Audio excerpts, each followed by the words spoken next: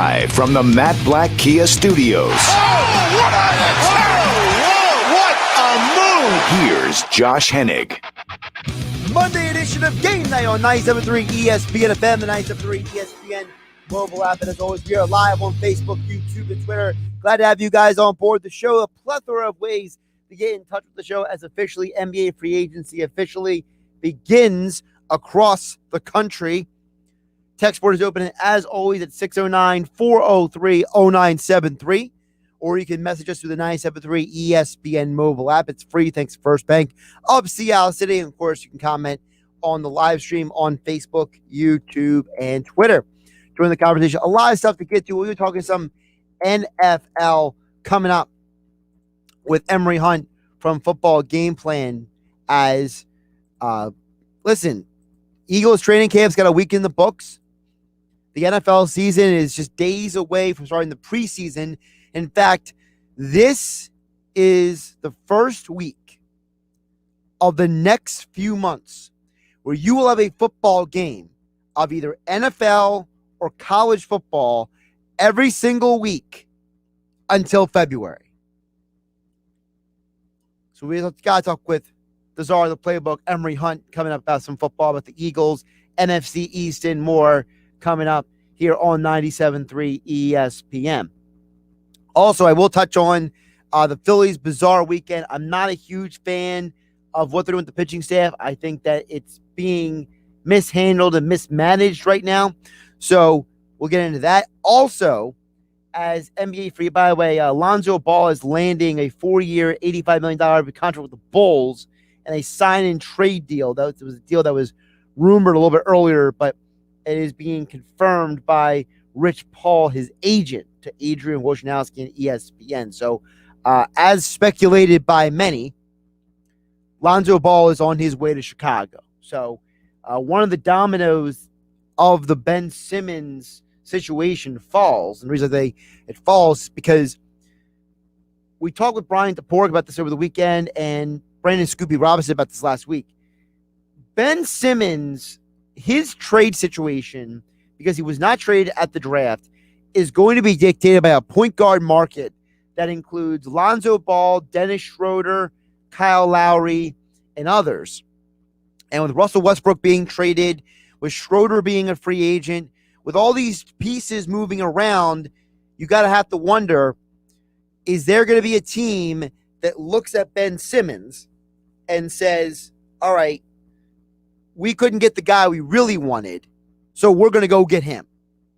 And we understand the Sixers' asking price might be high, but we got to do what we got to do. So this is the first domino of the point guard market because whether we like it or not, Ben Simmons, by many people in the league, is classified as a point guard.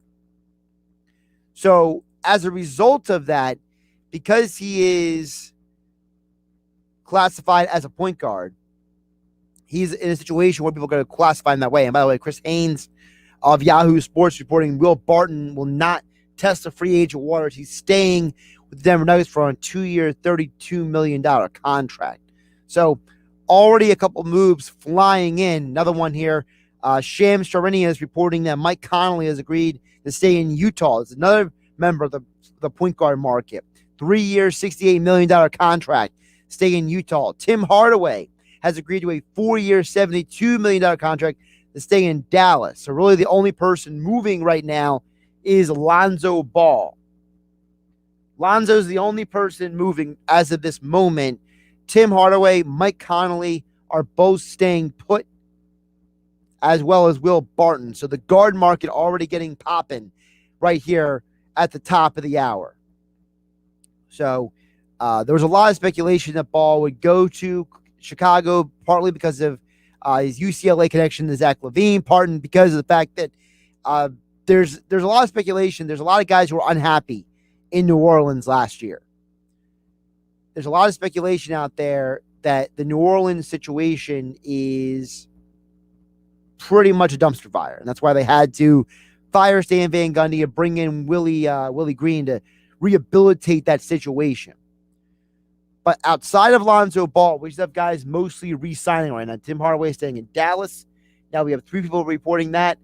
You have Mike Conley staying in Utah, and you have Will Barton staying in Denver. So keep an eye on this free agent market, because where these guards go will impact what happens to Ben Simmons, because not everyone's going to get the player they want. What does New Orleans do with their point guard situation, right?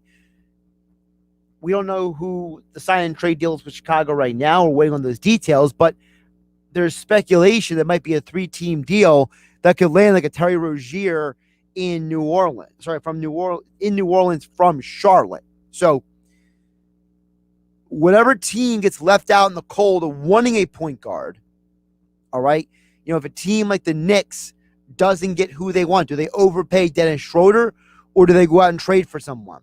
Does a team like, I'm just throwing it out there, does a team such as the Rockets, are they going to go big game hunting, or do they stand put, or they try to go get a younger player from somebody else? Miami Heat, they supposedly want Kyle Lowry. Well, what do the Raptors do with their point guard situation? Do they trade for someone? Do they overpay Dennis Schroeder? The Raptors are in a very weird situation. They're in that very weird ground where they're not contenders, but they kind of are contenders still, because they got Siakam, they gave Van Vliet all that money. They have good talent on that team, but if Kyle Lowry's leaving, that creates a huge void on that roster in terms of leadership and so on and so forth. And so if you're the Toronto, do you try to call the Sixers back and see what about Ben Simmons? Do you get Minnesota involved and try to get a player or two from Minnesota in a deal? I still contend that no matter what happens, I think Ben Simmons is part of a 3 or 4 team trade. I don't think there's a way the Sixers and other teams can get what they want for Simmons and just be a straight one-on-one deal. So again, the latest is Mike Conley staying in Utah, Will Barton staying in Denver, Tim Hardaway Jr. staying with the Mavs, and Lonzo Ball is going to Chicago Bulls, and a sign and trade deal. We'll keep you updated throughout the show right here on Game Night on 97.3 ESPN. Text board is open as always, 609-403-0973. We also live on Facebook, YouTube, and Twitter. You can join the conversation there. And, of course, don't forget to download the 97.3 ESPN mobile app. It's free thanks to First Bank of CLC, where you would have seen, if you would have had the 97.3 ESPN mobile app, had your alerts on, that I wrote about today about the Carson Wentz situation. And to me, this is a very cut and dry thing. I'm seeing a lot of speculation online about stuff, but I give you all the details in 97.3 ESPN.com, the 97.3 ESPN mobile app about this, but I'll kind of summarize this really quick for you guys. Wentz has to start a certain number of games for the Eagles to get that draft pick. Now, the recovery window right now is 5 to 12 weeks, which is a ridiculously wide number. If Wentz doesn't play the first 3 weeks of the season and returns for week 4, that's 8 weeks from today. I'm sorry, August 4th. Okay? So 8 weeks recovery. That's within the 5 to 12 week window. If he would start week 5, that's 9 weeks. So if Wentz starts by week 4 or week 5 and then starts the rest of the year, the Eagles still get the first round pick. So it's not totally out of the question for him to come back in the time frame for the Eagles to still get the first round pick. The bigger question to me is, why are people so apprehensive to notch this as a win for the Eagles? Because I already classify this as a win for Philadelphia. You gave up a guy who had a rib fracture in 2016, torn ACL and LCL in 2017, fractured vertebrae in 2018, got concussed on a dirty hit by Jadeveon Clowney in 2019, and now he has to have foot surgery. At what point do we just say, good job by the Eagles to get rid of this guy? Seriously, think about it. You got rid of a guy who has been injured almost every year of his career. And the only year he wasn't injured was last year when he led the NFL in 50 interceptions and the third most fumbles in the league, 10, and he lost 6 of them. He didn't want to be here anymore. He's been accused of ball security issues his entire career. By the way, over 5 seasons, Carson Wentz lost 1,133 yards on sacks thanks to his desire to hold on to the ball so much. He always wants a big play. He's looking down the field, right? Holds the ball, hold the ball, hold the ball. 2 Mississippi, 3 Mississippi, 4. Get the ball out of your hands, Carson. Doesn't do it. Gets sacked, runs into an injury, whatever it may be. To me, the Eagles have already won the deal because they got somebody to take on the rest of his contract and off of a horrible year. You invested all of this money, almost $30 million, in backup quarterbacks during this young man's career in Philadelphia. Between Chase Daniel, Nick Foles, Josh McCown, and the illustrious Nate Sudfeld. So it doesn't matter if you get the first round pick or not to me. As far as I'm concerned, the Eagles already won.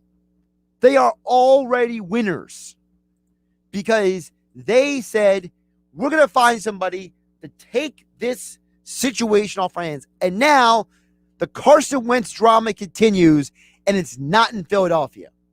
And by the way, how about the story behind the injury? Frank Reich brought this up to the media today. So according to Frank Reich, Carson Wentz had an old foot injury dating back to high school. That according to the doctors, over time, the broken bone became loose. And that's what's causing pain in his foot. So he had an injury back in high school that now is coming to haunt him today. And don't forget, he broke his wrist in college. He was a very undersized player coming out of high school. He had a growth spurt when he got to college. And as a result, now, what is that? From high school to now, that's basically, 8 years later? Now, all of a sudden, the Colts have to pay for it. Now the Colts have Jacob Eason, Sam Ellinger, and the recently signed Brett Hundley in training camp.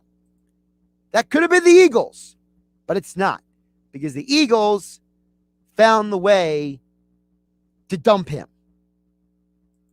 And they got something in return. And by the way, the 3rd round pick that they got in the 2021 draft this year, they traded to Dallas to move up to get Devonta Smith. Little irony there. He's also in the news today. Devonta Smith expected to miss 2 to 3 weeks, sprained MCL. The Eagles are heavily downplaying it. You heard Jeff Brosher and Jeff Kerr today on the Sports Bash both mention that the Devonta Smith injury, something the Eagles are saying they're not overly serious. A lot of people believe the Eagles are being overly cautious with Devonta Smith, which is fair. He's a rookie. He's still growing and developing into his body. He's not old. So at least it's nothing too serious. But at 22 years old, he turns 23 later this year, you could argue that Devonta Smith is another few years away from peak physical ability, peak physical build. So I don't think Devonta Smith is anywhere near where his body is going to be. And it's always better to be safe and sorry with an athlete than just let him push you into letting him get out there. You got to protect the athlete from himself. Josh Hennig here on Game Night on 97.3 ESPN. Text board is open as always, 609-403-0973. You also can message the show on the 97.3 ESPN mobile app. It's free thanks to First Bank of Seattle City. All of your Eagles, Phillies, Sixers, Flyers, and local high school sports coverage right there on the 97.3 ESPN mobile app. If you had the alerts set up, you already would have gotten the alerts today about the Carson Wentz situation and my explanation for why the Eagles are still paying the win in this deal. You have also got the alert over the weekend that the Phillies are interested still in Cole Hamels, which makes a lot of sense. Their pitching staff is a dumpster fire right now. I am not thrilled about Ranger Suarez being a starter. I understand why they're doing it. He has starting experience from the past, and they had to get Velasquez and Moore out of the rotation as soon as they can. Now, Velasquez is going on the injury report, so he would have been pulled out of the lineup anyway. We don't know when Zach Eflin's coming back. There's talk. Chase Anderson is going to pop into the starting rotation. Good luck with that. So I understand you have a lot of arms to go to. I'm just not a fan of moving a guy from role to role to role. Suarez now has got 3 different roles this year, and I'm just not a fan of that. I feel like you got to give a guy a role, let him prepare for it. Now, unless Suarez went to the Phillies and said, I can do this, that's different. But still, if it's the Phillies' idea, I'm not thrilled with it. So they probably do need to go out and get Cole Hamels, because either they won't be ready by till September. At least by September, reinforcements are coming. All right, we got to get more into the football coming up next. Emory Hunt, football game plan, Czar, the playbook, joining us coming up on the other side right here on Game Night 97.3 ESPN FM, 97.3 ESPN mobile app. It is free thanks to First Bank of Seattle City, and we are live on Facebook, YouTube, and Twitter. We can join the conversation. Josh Hennig here. This is Game Night. The Eagles are back, and the Sports Bash has them covered like nobody else in South Jersey. E-A-G-L-E-S, Eagles! Listen for training camp updates every weekday at 4 p.m. during Football at 4 with Jeff Mosier, Adam Kaplan, and Andrew DeCecco. Mondays, Wednesdays, and Fridays at 5:30. It's 97.3 ESPN.com Eagles insider Jeff Kerr and NFL insider Rob Motti from the Associated Press joins the show every Tuesday and Thursday at 5:30. It's the best Eagles and NFL training camp coverage around, and it's only on the Sports Bash with Mike Gill. Touchdown! The Eagles win! The Eagles win! On 97.3 ESPN, South Jersey's exclusive radio home for Philadelphia Eagles football.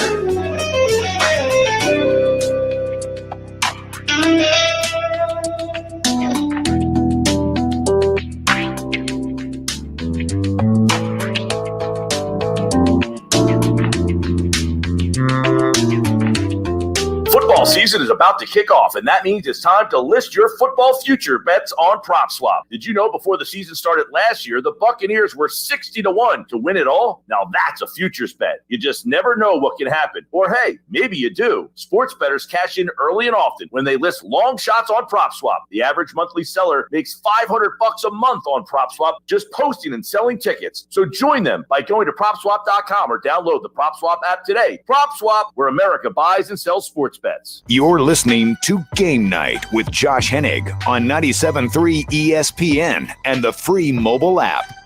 Josh Hennig back here on Game Night, 97.3 ESPN FM. Yes, 97.3 ESPN mobile app. It's free. Thanks to First Bank of Seattle City. We are live on Facebook, YouTube, and Twitter. This is the first week of the next several months where there'll be a football game on every single week through the Super Bowl. And, of course, there's no one better to talk about football with than the one and only Emory Hunt joins us right now on the live stream on Facebook, YouTube, and Twitter. Talk more about the NFL and football. Emory, good to see you. How you doing today? I'm doing fine, man. I appreciate you having me on. I appreciate you jumping on. And you know what? I got to have you on because you have been breaking down on your YouTube channel, Football Game Plan, every team in the league. I encourage everyone to go check out your previews. And one of the things you talked about is about Jalen Hurts. And this young man, to me, just oozes leadership. You and I have talked about this, and I think it says something that it almost doesn't matter at this point what he can do on the field. It's almost like an extra thing. The fact that you have a man like this coming in here at his age with this maturity, going out there and already drawing the team to himself. Yeah, it's exactly what you want in a franchise quarterback, and I'm just excited to see him get out there after a full-fledged offseason with him as a guy going into the regular season with the offense catered to what he does really well, a healthy offensive line and, some more weapons out there on the perimeter and a healthier backfield. I'm excited about this Eagles offense. I think they're going to be just fine heading into the season. Any concern about Devonta Smith missing some time here? Things happen, man. We saw him play with the receiving core he did last year. Greg Ward, Fulgham, Rager came back healthy and played well for them when he was in the lineup. So, we've seen him play without Devonta Smith before, so I'm not too worried about that. Obviously, he adds a different element to it. You want him out there. He's number one pick. He's a tremendous receiver, deep threat type guy. But they do get two tight ends. Right now, they still have Ertz and Goddard out there. So I think they'll be fine if Smith isn't able to go right away. But I'm not worried about him being, hurt right now, in terms of, 4 days into training camp. He'll be fine for the start of the regular season. Nick Sirianni came out and had a lot of good things to say about Jalen Hurts, specifically in the red zone. And I know someone who watches film, talk to the audience about what is so significant about a quarterback who is being efficient in the red zone. That's the difference between someone that can win you games or lose you games. And think about someone like Josh Allen when he came out of Wyoming. One of the biggest concerns with Josh Allen was his accuracy and consistency within the 20 to 20. But once you got inside the 20, he locked in and didn't turn the ball over. And you see that play out now in the NFL. I think he only has maybe one turnover, and that was last year, I believe, inside the red zone. That's remarkable. And anytime you're able to do that, play well inside the red zone, you're going to come away with points, whether it's 3 or 7. And for someone like Hurts, just like Josh Allen, you're a +1 in the run game. So you have that element, and you have the element of, the play action pass and him finding somebody and creating if the play isn't there initially. So there's a lot of positives about Jalen Hurts when you're talking about inside the red zone. What is one thing that you are looking for? Like, you could isolate an aspect of Hurts' game that you've seen that you're looking forward to seeing play out this year in the NFL. More of the deep ball. I think we saw that instantly when he got in the game against Green Bay. I want to say the first pass was a deep shot down the field to Jalen Rager. That was something that hadn't been involved in the passing game on a consistent basis. We saw it against the Cowboys off play action to Deshaun Jackson. I think we'll see more of the deep ball this year because of Hurts and how consistently he's able to connect in that aspect of the game. Emory Hunt joining us here on Game Night on 97.3 ESPN at FBall Game Plan on Twitter. Also, Football Game Plan on YouTube for tons of football coverage, not just NFL, but college football and more going on over there on youtube.com/football game plan. Emory, looking at the Eagles offense, you said you were excited about what this offense can do. What is it beyond Hurts that excites you? What is it about this offense? Is it Sirianni coming in here? Well, he's changing. What is it in your mind? The run game. The offensive line is healthier, and when you have a quarterback like Jalen Hurts, you automatically have a better run game. And then when you combine that with what they have in the backfield, Miles Sanders, Huntley has proven to be a really good find.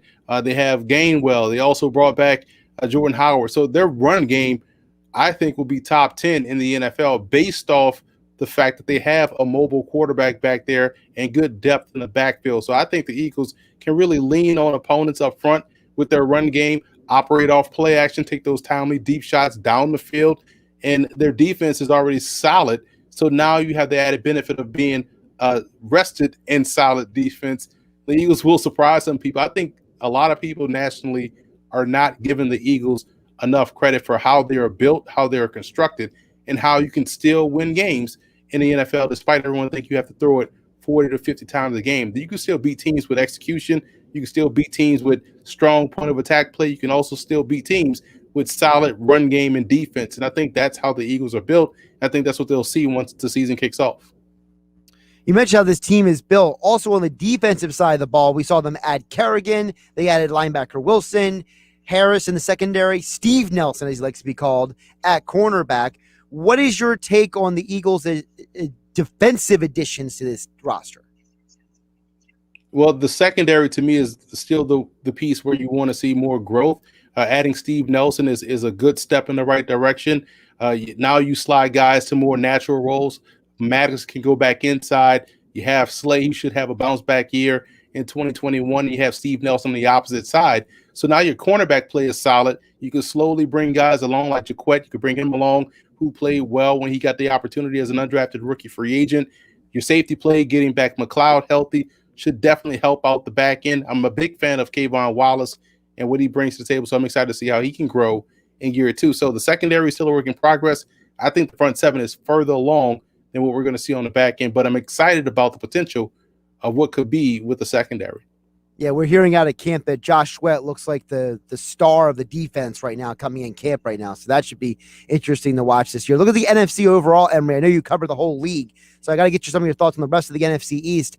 The Giants, to me, are a huge mystery because you lose Tomlinson on the D-line. The offensive line has been questionable. What do we make of this Giants team? Because they spent a lot of money and a lot of assets on the skill positions, but the trenches, to me, are a question mark.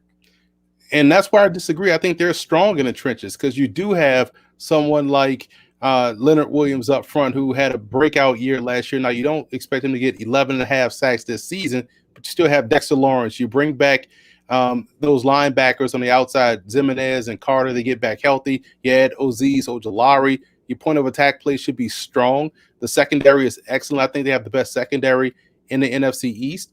And offensively up front, I think they solved their offensive line issues with those 3 draft picks last year in Matt Parrott, Andrew Thomas, and also Shane Lemieux. And so we saw the offensive line play really well. Nick Gates, in his first season as a starting center, played above expectations, and they're solid. I think on paper, the Giants are at least an 8 or 9 win team. So to me, everything just falls on the shoulders of Daniel Jones and him taking the next step. If he can, this team can win 10 or 11 games. If he doesn't, they're more under that 8 or 9 number.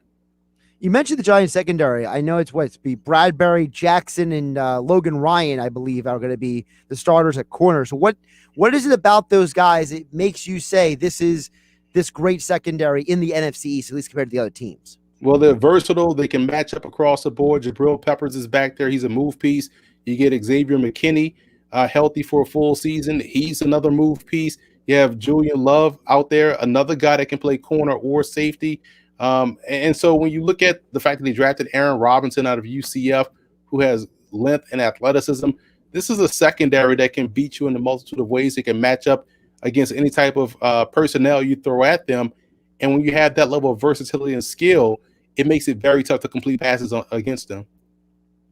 Emory Hunt joining us here on Game Night on 97.3 ESPN at F-Ball Game Plan on Twitter, also Football Game Plan on YouTube for tons of football analysis and coverage.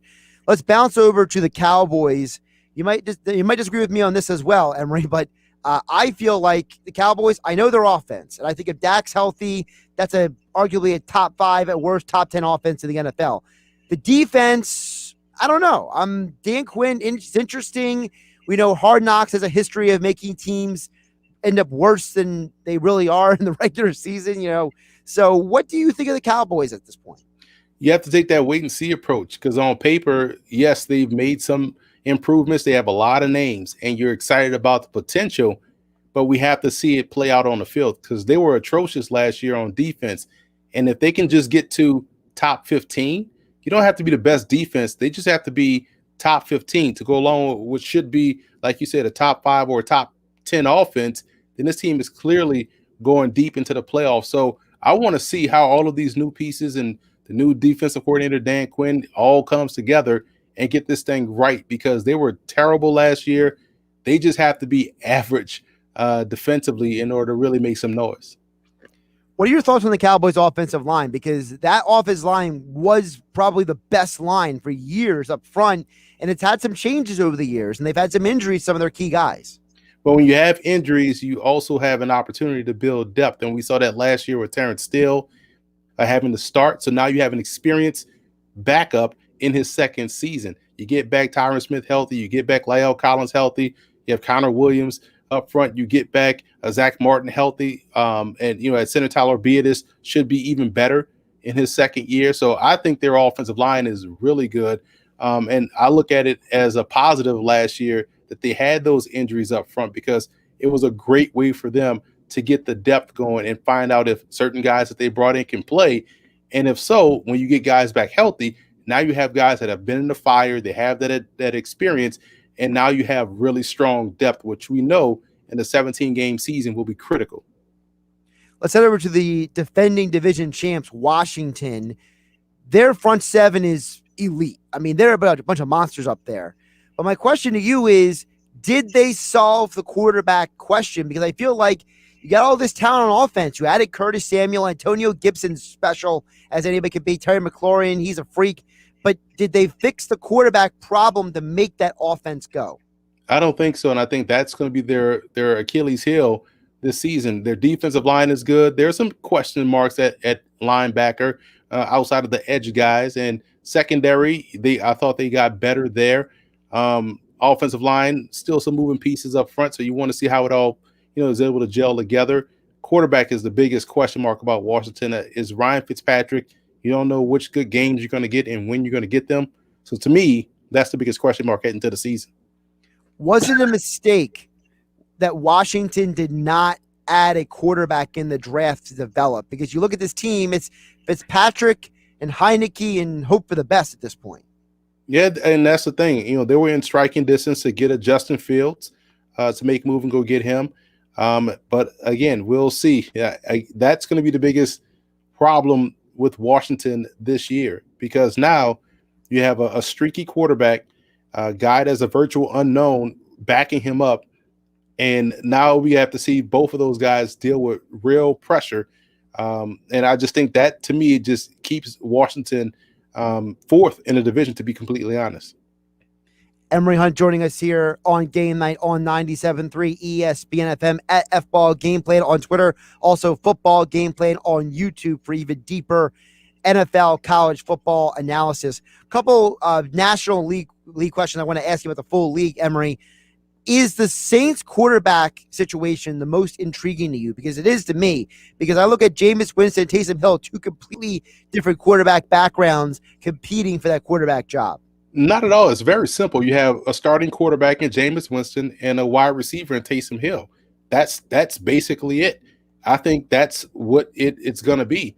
And that's why you sign a Taysom Hill for the contract they did, not because you expect him to be a quarterback. No, you expect him to be Taysom Hill.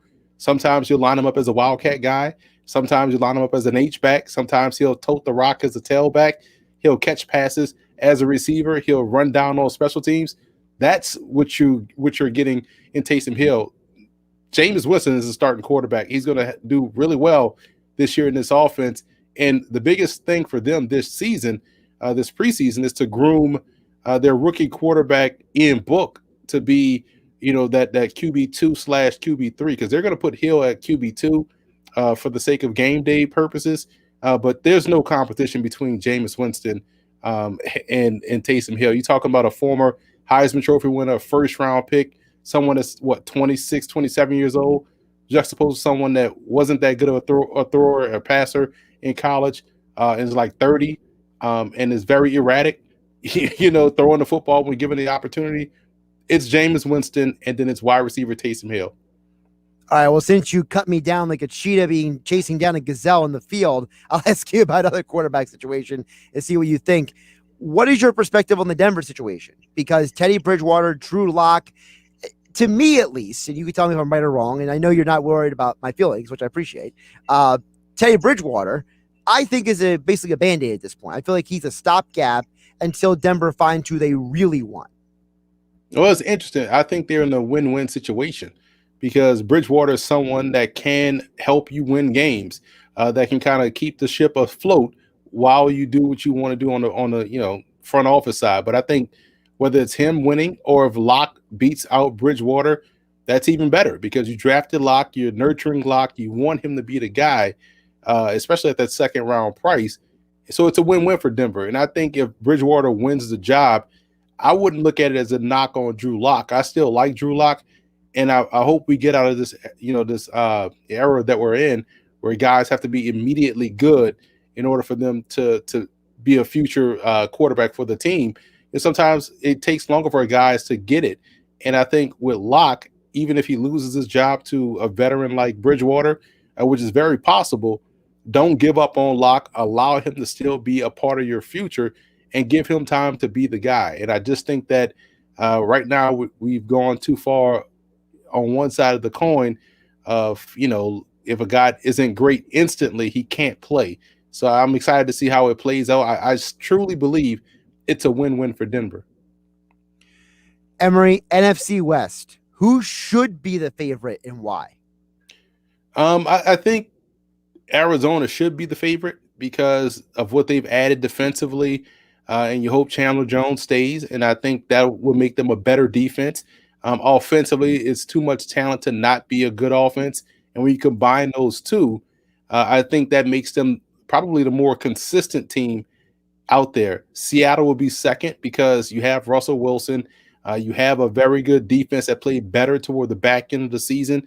You're getting guys back healthy. Up front, Darrell Taylor is coming in, and he's going to be a good pass rusher for them. They got Carlos Dunlap, late last season, and he proved to be a tremendous get. I worry about their secondary, but overall, they have just as good of an offense, if not maybe a better offense than Arizona. So those two teams, to me, are what I would look at as the front runners, but I would give the slight nod to Arizona.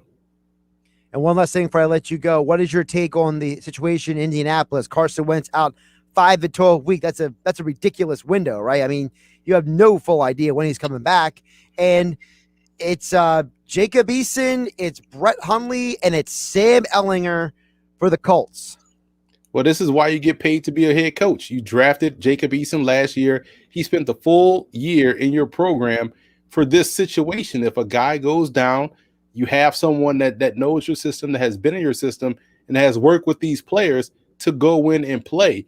And I think that's the approach they're going to take, and that's the approach they should take, because you said 5 to 12 weeks, that's a ridiculous range. So it could be week 1 he's back, or it could be week 9.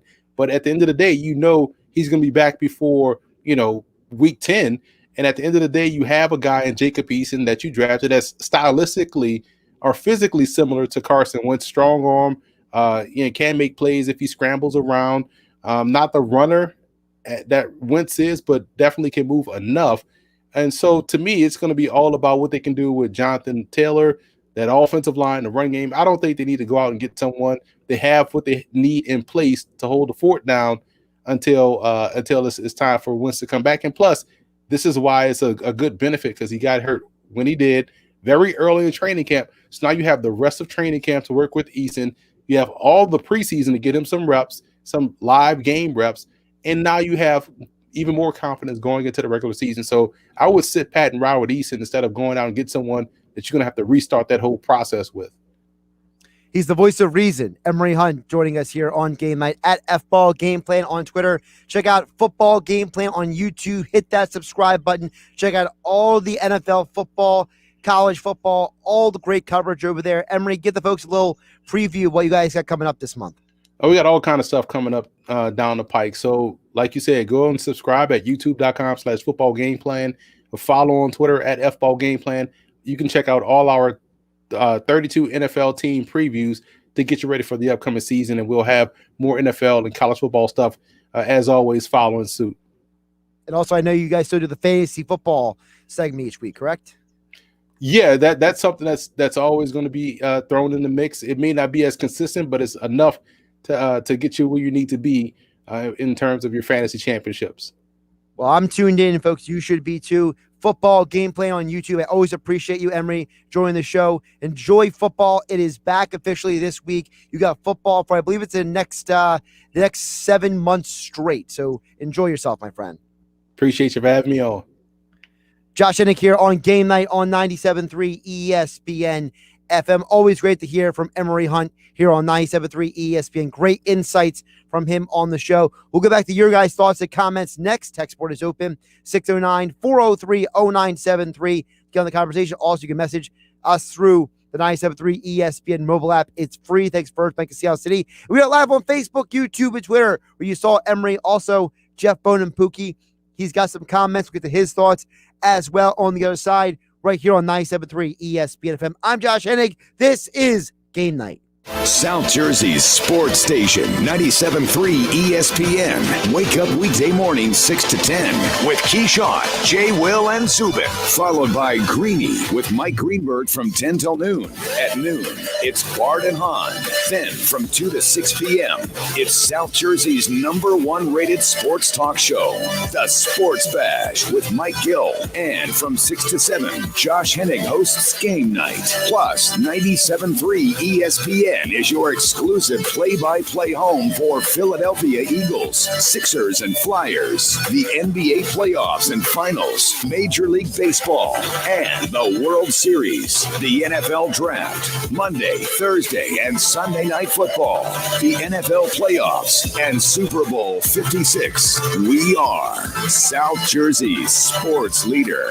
97.3 ESPN. And listen anywhere with the free mobile app.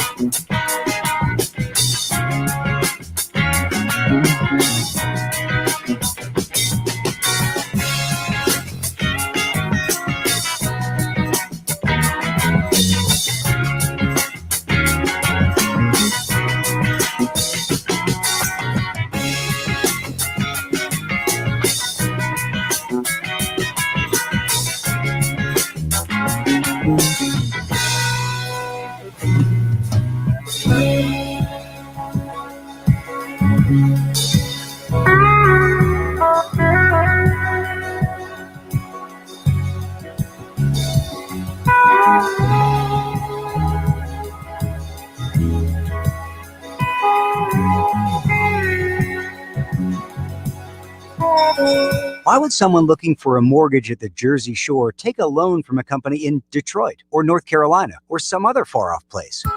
Online mortgages promise a lot, but don't always deliver. First Bank of Sea Isle City knows the Jersey Shore. We are local lenders. We use local appraisers and provide in-house processing. We understand the unique obstacles of financing in Cape May County.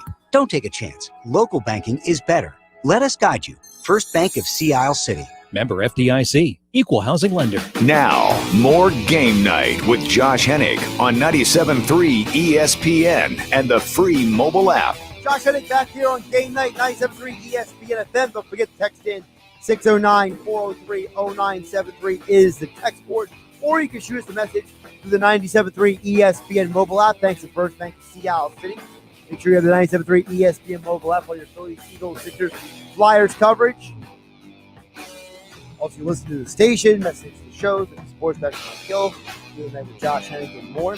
I got a ton of NBA news to get to. Also, Jeff Bone and Pookie make up comments on YouTube I want to get to as well. But first, I'll tell you, my friends over at FanDuel Sportsbook. The summer games are underway, and to celebrate, FanDuel Sportsbook is hooking new users up with an epic summer games bonus. New users get up to $1,000 back in site credit if your first bet doesn't win. That's right. Just place your first bet on any summer games sport risk-free. Promotions like this are just one of the reasons why I love betting with FanDuel Sportsbook. Their app is simple to use with unique, fun bet types such as same-game parlays and exclusive, always-on promotions to let you get more action out of every game day. So new users, download the FanDuel Sportsbook app today. Sign up with my promo code Hennig to get up to $1,000 back in site credit if your first bet doesn't win. That's promo code Hennig to go for the gold with FanDuel Sportsbook. Must be 21 or older to play and present in NJRPA. First online real money wager only for risk-free bet. Refund issued as non-withdrawable site credit that expires in 7 days. Restrictions apply. See sportsbook.fanduel.com for details. Gambling problem, call 1-800-GAMBLER. All right, so Kyle Lowry is going to the Heat. Kyle has confirmed that on his social media platforms. It's not some there's no media reporting. That's literally the player reporting on his own social media. He's going to Miami. Also, I was wrong about Chris Paul. He is agreeing to stay with the Suns. I thought the Chris Paul deal would take about 48 hours. Instead, it took about 48 minutes. 4 years, $120 million to stay in Phoenix, according to his agents, Steve Howman and Ty Sullivan of CAA. So Lowry forgoes $44 million next year to get up to $120 million over the next 4 years. So he went for the long-term security route instead of the upfront money, which makes it easier for Phoenix to maybe add some more in free agency.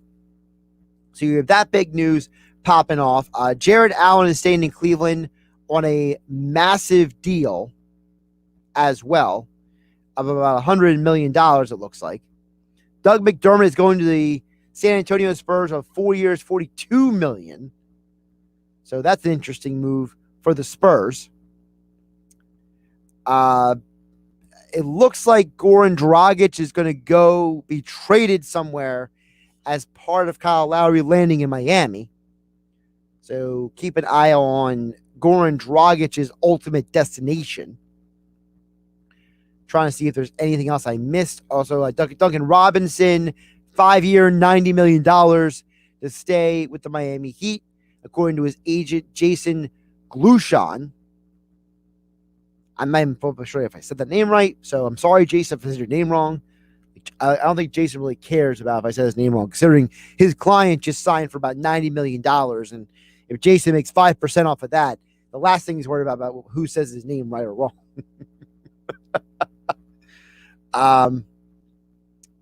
Let's see here. TJ McConnell got a new contract. Looks like to be about $35 million.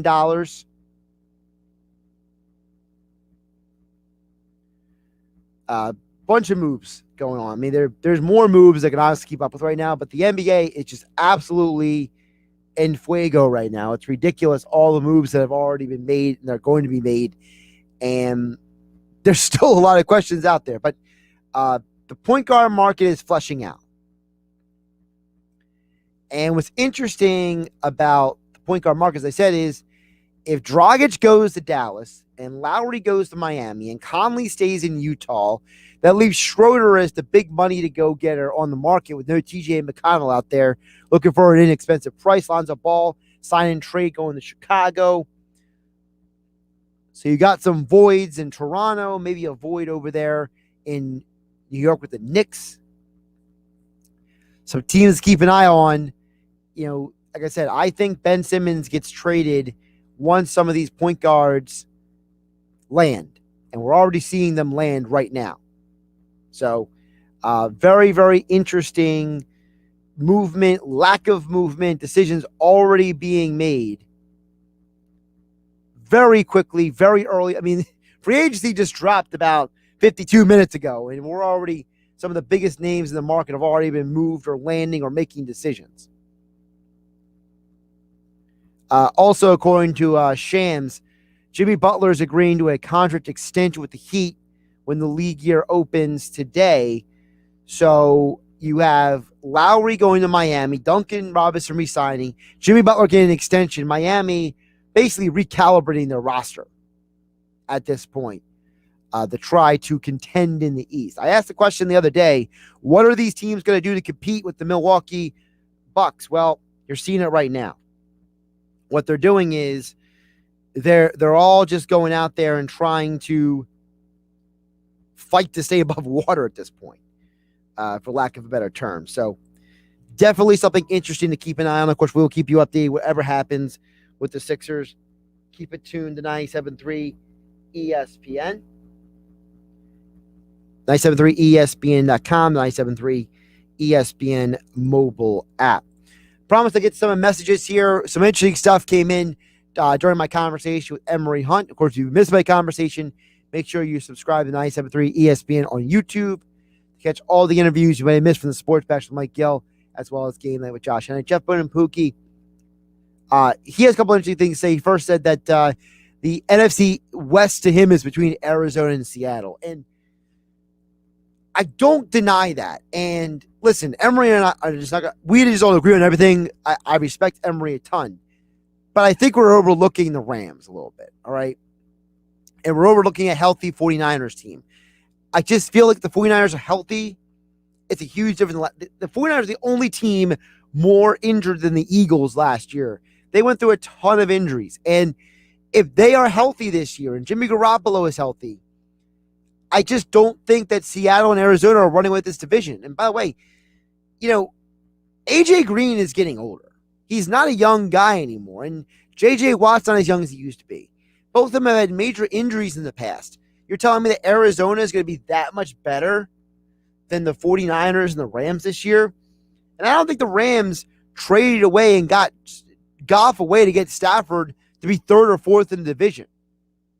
I think they're going to be competitive. I think they're going to be contenders. I think they signed Deshaun Jackson because they think that they can get something out of him still. I'm not saying they will get something out of him. I understand he's had a lot of injuries, but I just don't feel like this definitive attitude that it's going to be Kyler versus Russ for the division is as definitive as some people say it is. And listen, I respect Emory. I respect Jeff Bonapookie, but I just feel like Arizona's got a great offense, but an interesting defense. Seattle, as Emory said, has a lot of weaknesses in the secondary. They have a very good offense, but the Rams arguably have a team, instead of the 49ers, that if they're healthy, they're just as good as the other two teams in the division. So, to me, the NFC West is going to be the division to watch this year. By the way, did you hear Emory say that he's excited to see the Eagles' offense this year? I have to believe that Emory is the most hyped for the Eagles' offense. Does not actually remember the Eagles' organization. And Emory doesn't say stuff just for the sake of saying stuff. He is somebody who he watches a ton of tape. He does a lot of analysis. He makes a lot of film. And I tend to believe that if he sees something in Hurts and Sirianni's offense, I think something to be had for that. By the way, Kelly Olynyk is leaving South Beach. He's going to Detroit on a 3-year, $37 million deal. So a lot of movement going on in the NBA. Nothing with the Sixers yet. I haven't seen a single thing about the Sixers yet. Will that change? It might by the time you tune in to Mike Gill on the Sports Bash tomorrow at 2 o'clock here on 97.3 ESPN. Thanks again to Emory Hunt for joining us. Follow him on Twitter at F-Ball Game Plan. I'll be back tomorrow here on Game Night on 97.3 ESPN at 6 o'clock. Keep it tuned to 97.3 ESPN.com and 97.3 ESPN mobile app for your Eagles, Phillies, Sixers, Flyers coverage. The app is free. Thanks first. Thanks, Seattle City.